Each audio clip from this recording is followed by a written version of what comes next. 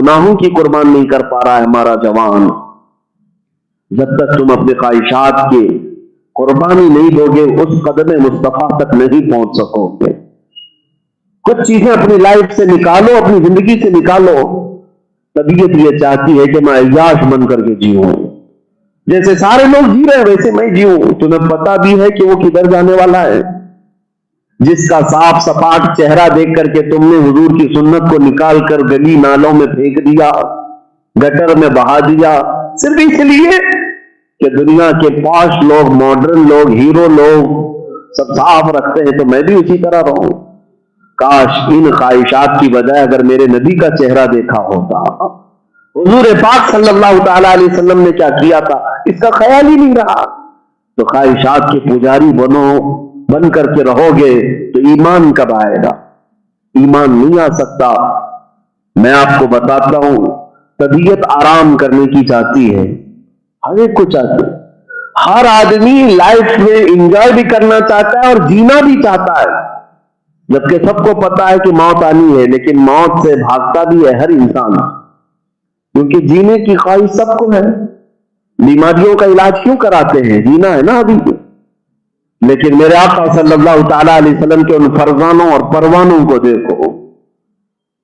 شادی شدہ نوجوانوں کے بارے میں اگر بات کہوں، نئی شادی ہوئی ہے، کچھ لوگ کہتے مولانا آپ کی باتیں بڑی سخت ہو جاتی ہیں، کہاں ہمارے گھروں سے بچے نکل گئے تو کیا ہوگا ہمارے بیوی بچوں کا؟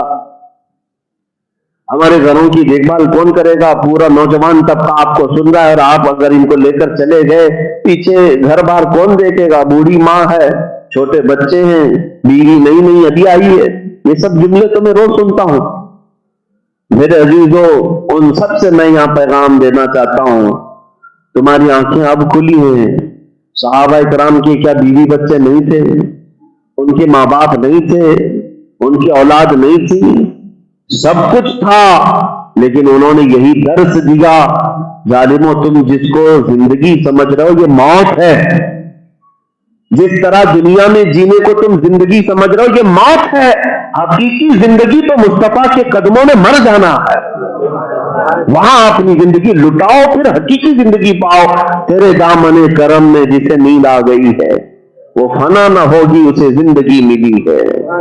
ایک بات یاد رکھنا، حضرت حنظلہ رضی اللہ تعالیٰ عنہ، یہ مدینے کے اس دولہے کا نام ہے جس کی آج شادی ہوئی، رات کو اپنی دلہن لے کر کے آئے ہیں، حجلہ عروسی میں شب زفاف ہے، سہاگ رات ہے۔ آدھی رات گزرنے کے بعد اچانک مدینے کی گلیوں میں آواز آئی، اذهبوا الى الجہاد فی مرضات اللہ تعالی، قال رسول اللہ صلی اللہ علیہ وسلم، اللہ کے رسول نے فرمایا ہے مسلمانوں، مشرکین دشمنوں نے حملہ کیا ہے، اللہ کی رضا کے لیے جہاد میں نکل پڑو۔ رات کے وقت ہی حضرت حنظلہ اپنی بیوی کو چھوڑ کر اٹھ گئے۔ کوئی کر سکتا ہے یہ پہلی رات کا دولہا؟ خواہشات تو ایسی ہوتی ہیں کہ ساری دنیا کچھ بھی کہے، لیکن وہ رات تو ہر انسان یہ سمجھتا ہے کہ میری سب سے قیمتی رات ہے، ساری دنیا سے وہ کٹ کر کے جینا چاہتا ہے۔ میاں ہندوستان میں بھی نہیں، اب آسٹریلیا میں جانا ہے، شادی ہوئی ہے نا، وہ دنیا سے دور جانا چاہتا ہے کہ کوئی ڈسٹرب نہ کرے مجھے۔ لیکن وہ مدینے کا دولہا کیسا تھا جس کے کانوں میں صرف ایک بار حضور کی ندا پہنچی تو اپنی نویلی دلہن کو چھوڑ کر اٹھا اور کہا، میری شریک حیات اگر تم چاہو تو طلاق لے لو یا پھر اللہ کی مرضی پر قائم رہو، میں جا رہا ہوں، اب اس بستر پر نہیں سو سکتا، اب اس بستر پر نہیں سو سکتا، اس لیے کہ میرے نبی پاک کی بات آئی ہے۔ اس کو کہتے خواہشات کو قربان کرنا۔ طبیعت تو چاہتی ہے کہ بستر پر سوؤں، یہاں نماز کے لیے نہیں اٹھتے۔ وہ حنظلہ تلواروں کا مقابلہ کرنے کے لیے بستر چھوڑ کر اٹھے تھے، ہاں میدان جہاد کے لیے جا رہے تھے، لیکن وہ عورت بھی ایسی نہیں تھی کہ پاؤں پکڑ کے رونے لگ جائے، کہاں مجھ سہاگن کو ابھاگن کرنے جا رہے ہو، کہاں ابھی لا کر کے کسی کے حوالے کرنے جا رہے ہو۔ نہیں، وہ خاتون مدینہ تھی، مدینے کی وفادار خواتین میں سے۔ انہوں نے کہا، اے میرے سرتاج، اے میرے شریک حیات، جائیے، اللہ حافظ، آپ کسی ایرے غیرے کے لیے نہیں جا رہے، میرے مصطفیٰ کے نام پر جا رہے ہیں، آپ جائیں، اگر آپ صحیح سلامت لوٹ آئے تو میں غازی کی بیوی کہلاؤں گی، اور اگر نہیں لوٹ پائے تو بھی میں فخر سے شہید کی بیوہ کہلاؤں گی۔ گئے حضرت حنظلہ اور میدان احد میں شہید بھی ہوئے، میدان احد میں شہید بھی ہوئے۔ ان کی بات میں اکثر یاد بھی کرتا ہوں میرے عزیزوں، توجہ چاہتا ہوں، توجہ۔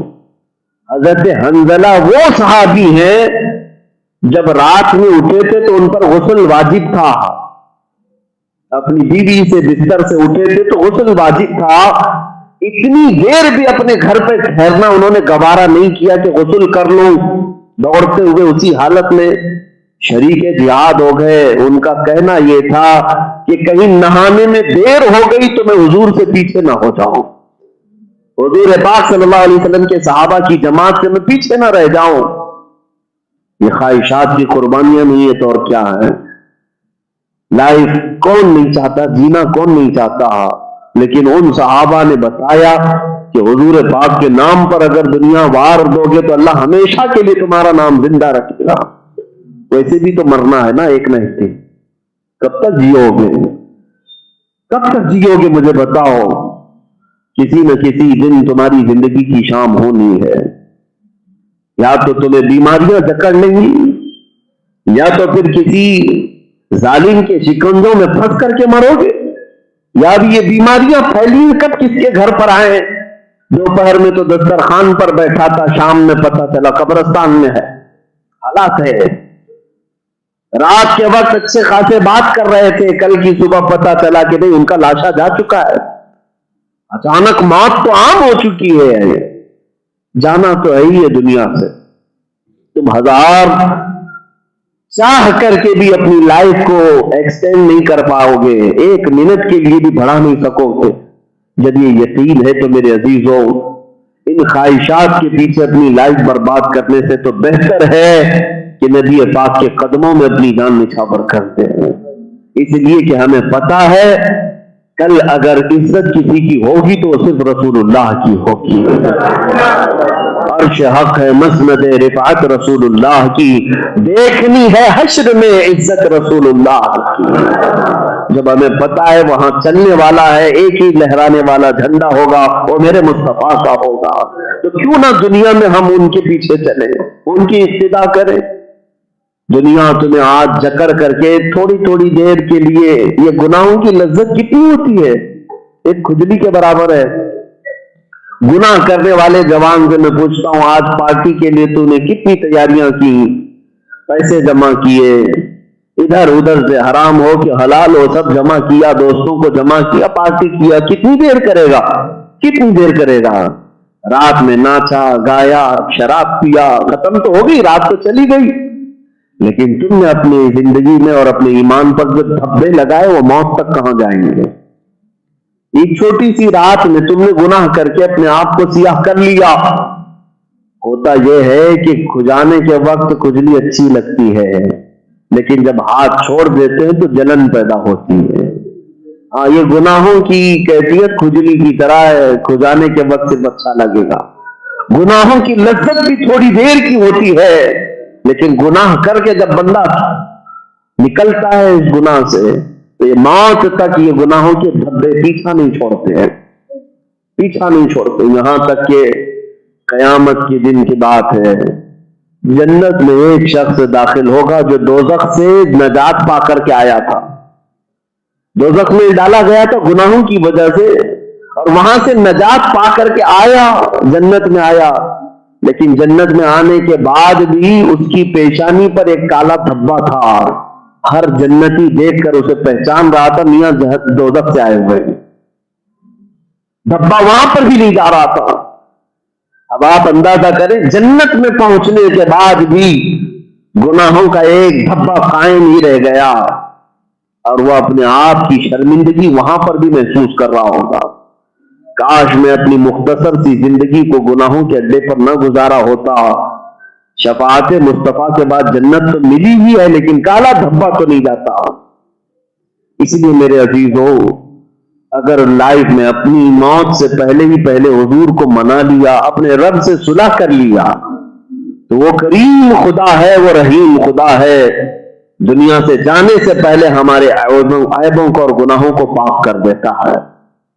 ایک بات خواہشات کی آئی ہے تو میں عرض کر دیتا ہوں، حضور پاک صلی اللہ تعالی علیہ وسلم کی رضا اور ان کی مرضی ہمارے لیے کتنی ضروری ہے۔